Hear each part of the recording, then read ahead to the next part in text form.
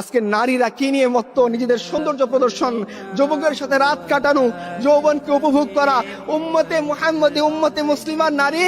আরে তোমরা শোনো, রাসূলুল্লাহ সাল্লাল্লাহু আলাইহি সাল্লামের স্ত্রী আমাদের আম্মা জান আয়েশা রাদিয়াল্লাহু আনহা বলছেন যে যখন আমার ঘরে আমার রসুল, আমার স্বামী আল্লাহ রসুলের কবর ছিল, আমার পিতা আবু বকরের কবর ছিল, আমি পোশাক যতটুকু খুললেই নয় অতটুকু খুলতাম।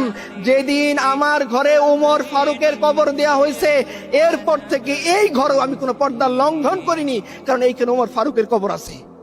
আর আজকে উম্মতে মুসলিমার নারী সে চ্যাট গ্রুপে বলে সে কয়টা পুরুষকে গাইছে। আল্লাহ লানত তোমাদের উপরে। তোমরা জানো না রাসূলুল্লাহ সাল্লাল্লাহু আলাইহি ওয়াসাল্লাম কি বলছেন?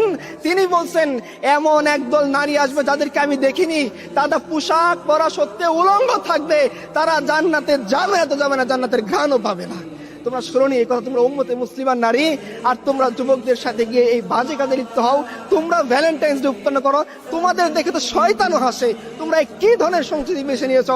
তোমরা আম্মা জান আয়েশা খাদিজার কালচার তোমাদের মনে নেই?